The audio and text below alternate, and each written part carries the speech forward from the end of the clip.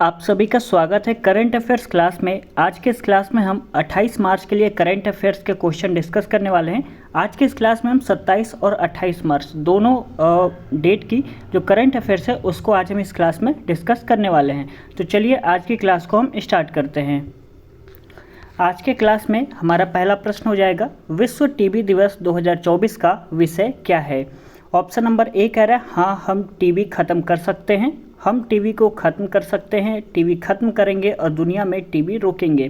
तो इसमें आपका विश्व टीबी दिवस 2024 का विषय क्या हो जाएगा। तो इसमें आपका ऑप्शन नंबर ए करेक्ट हो जाएगा, हाँ हम टीबी ख़त्म कर सकते हैं।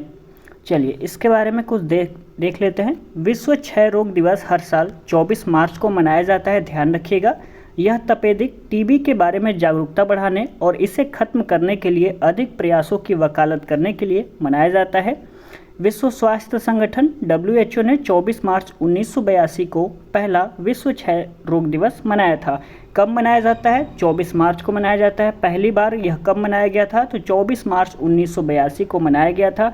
और यह तपेदिक यानी टीबी के बारे में जागरूकता बढ़ाने और इसे खत्म करने के लिए और अधिक प्रयासों की वकालत करने के लिए मनाया जाता है। इन सभी बातों को ध्यान रखिएगा। चलिए आगे देख लेते हैं।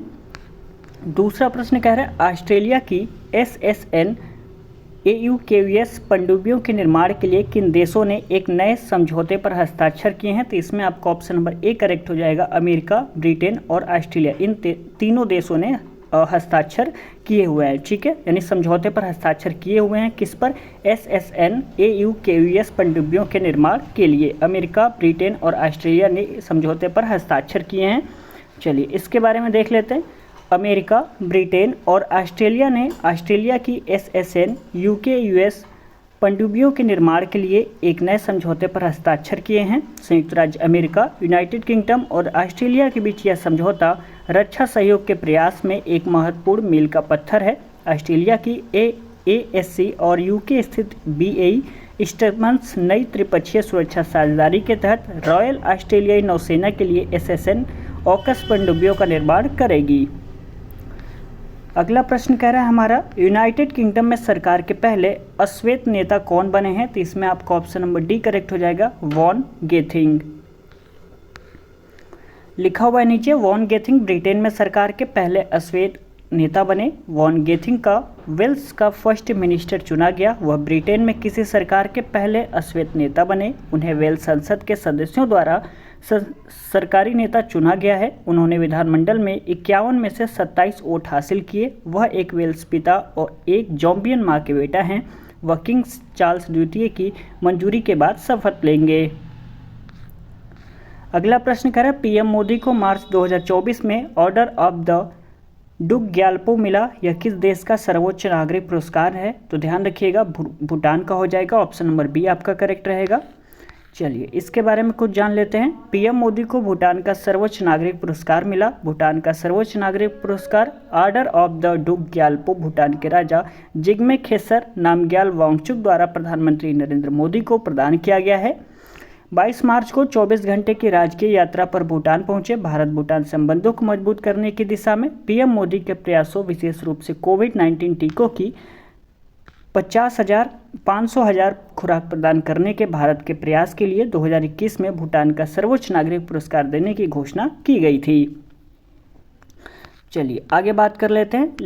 लिखा हुआ है, PM मोदी ने प्रधानमंत्री शेरिंग टोब्गे के साथ भी बातचीत की और MOU का आदान प्रदान किया, जिस पर वे ऊर्जा संरक्षण और खाद्य सुरक्षा मानकों पर सहयोग पर सहमत हुए हैं। अगला प्रश्न कह रहा है, हाल ही में 22 मार्च को किस राज्य का स्थापना दिवस मनाया गया है। तो ध्यान रखिएगा, ऑप्शन नंबर ए करेक्ट हो जाएगा, बिहार राज्य का स्थापना दिवस मनाया गया है हाल ही में 22 मार्च को। नीचे लिखा हुआ है, बिहार में 3 दिवसीय नागी पक्षी महोत्सव शुरू हुआ है। नंदकिशोर यादव को बिहार की विधानसभा का अध्यक्ष चुना गया। देश का पहला तांबे के आवरण वाला बापू टावर पटना के गर्दनी बाग में बनाया गया। COP28 में बिहार को नवीकरण प्रयासों के लिए अंतर्राष्ट्रीय सम्मान भी मिला। बिहार के मुख्य सूचना अधिकारी के रूप में त्रिपुरारी शरण को नियुक्त किया गया है। अगला प्रश्न है, हाल ही में प्रधानमंत्री मोदी को किस देश का सर्वोच्च सम्मान मिला है। तो ध्यान रखिएगा, बी हो जाएगा, भूटान। अभी मैंने आपको बताया था। चलिए आगे बात कर लेते हैं। क्वेश्चन नंबर 7वां कह रहा है हाल ही में भारतीय बैंक संघ के चेयरमैन कौन बने हैं? तो ध्यान रखिएगा ऑप्शन नंबर सी करेक्ट हो जाएगा, एमवी राव। ये भारतीय बैंक संघ के चेयरमैन बने हैं हाल ही में। किशोर मकवाना ने एनसीसीएस के अध्यक्ष का कार्यभार संभाला है। श्री एस राजीव को सीवीसी में सतर्कता आयुक्त नियुक्त किया गया। संसद सुरक्षा का प्रमुख अनुराग अग्रवाल को बनाया गया। राष्ट्रीय अनुसूचित जनजाति आयोग का सदस्य आशा लकड़ा को नियुक्त किया गया है। और देख लेते हैं कुछ फैक्ट्स। बैंक ऑफ इंडिया का गैर कार्यकारी अध्यक्ष MIR कुमार को नियुक्त किया गया और सैप ने मनीष प्रसाद को भारतीय उपमहाद्वीप के लिए प्रेसिडेंट और प्रबंध निदेशक नियुक्त किया है। अगला प्रश्न है हमारा, हाल ही में कौन ITU के डिजिटल इनोवेशन बोर्ड का सह अध्यक्ष बना है? करेक्ट आंसर हो जाएगा ऑप्शन नंबर ए, भारत। दुनिया का दूसरा सबसे बड़ा मोबाइल फ़ोन उत्पादक भारत बना है। दूसरा फैक्ट से भारत के वैज्ञानिकों ने केले के छिलके से इको ब्रेंड ड्रेसिंग बनाई है। भारत की पहली महिला रोबोट व्योममित्र अंतरिक्ष में उड़ान भरेगी।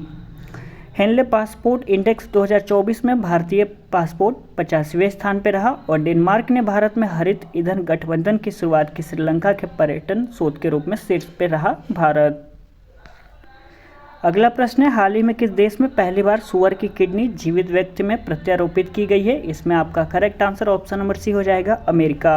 अमेरिका देश में पहली बार सुअर की किडनी जीवित व्यक्ति में प्रत्यारोपित किया गया है। ध्यान रखिएगा इसमें आंसर आपका अमेरिका हो जाएगा।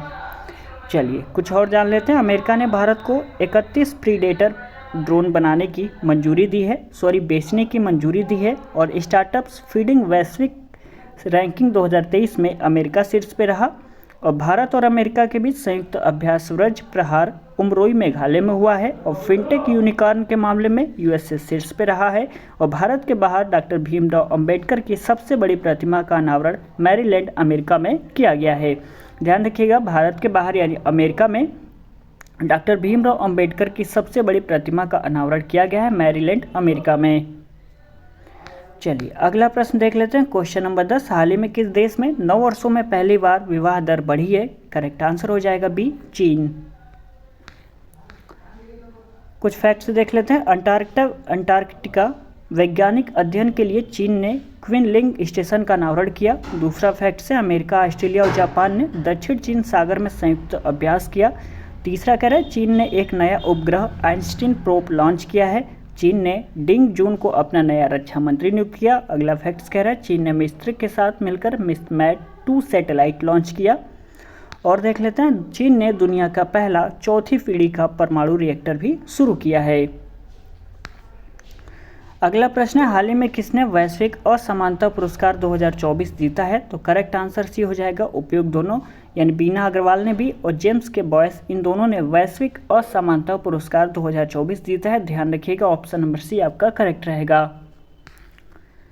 नीदरलैंड के इरास्मस पुरस्कार 2024 से अनिता घोष को सम्मानित किया गया। मिस वर्ल्ड हर्मनटेरियन अवार्ड से नीता अंचानी को सम्मानित किया गया। और रिकेन यामामोटा ने 2024 प्रित्जकर पुरस्कार आर्किटेक्चर नोबेल जीता। क्वेश्चन नंबर 12 कह रहा है किस तारीख को शहीद भगत सिंह, राजगुरु और सुखदेव के शहादत दिवस के रूप में मनाया जाता है? करेक्ट आंसर हो जाएगा बी, 23 मार्च को। 23 मार्च को 3 बहादुर स्वतंत्रता सेनानियों शहीद भगत सिंह, राजगुरु और सुखदेव के शहादत दिवस के रूप में मनाया जाता है। अगला प्रश्न है हमारा, IPL सीजन की पारंपरिक शुरुआत की तारीख क्या है?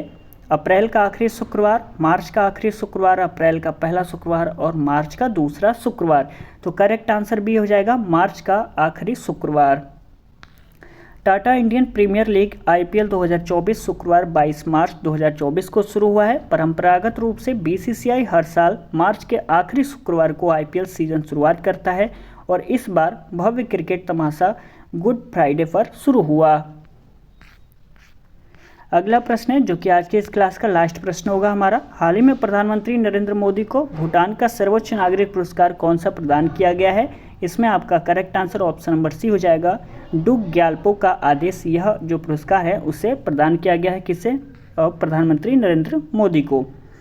भूटान के राजा ने 22 मार्च 2024 को थिम्पू में प्रधानमंत्री नरेंद्र मोदी को भूटान के सर्वोच्च नागरिक पुरस्कार ऑर्डर ऑफ द डुक ग्याल्पो से सम्मानित किया है। ध्यान रखिएगा इसको।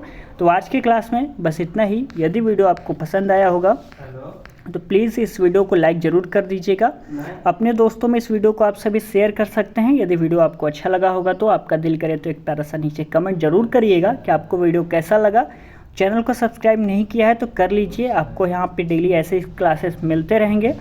और एक बार प्लेलिस्ट को चेक कर लीजिएगा, आपको वहाँ पे बहुत सारे क्लासेस मिल जाएंगे। तो चलिए मिलते हैं अगले क्लास में, तब तक के लिए बहुत बहुत धन्यवाद।